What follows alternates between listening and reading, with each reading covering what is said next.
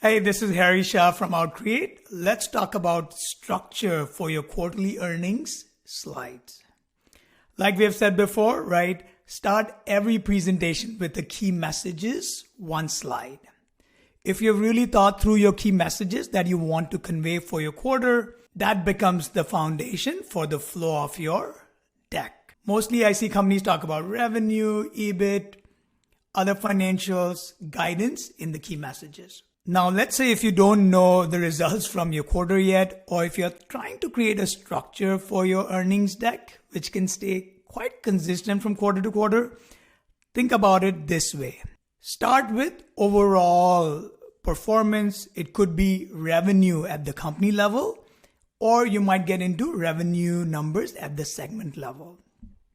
Next, think about EBIT or earnings per share at the company level or segment level.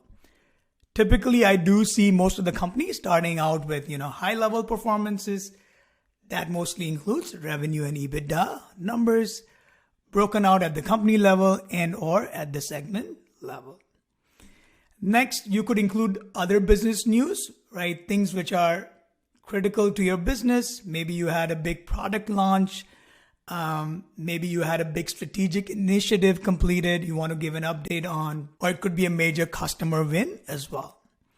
Throughout these slides, I personally like to know more about the business. And so if you're able to provide more business context, more commentary, that is helpful. Next, you cover other financial metrics which are important to your business, metrics which your analysts or investors care about. Next, you end with guidance. So here's an example of a company, starts with these main messages, right? This is their first slide. What were the key things that happened in the last quarter?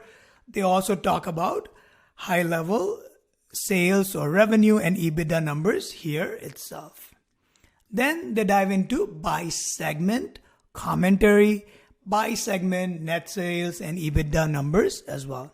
I like that they cover what happened in the business, what drove the numbers.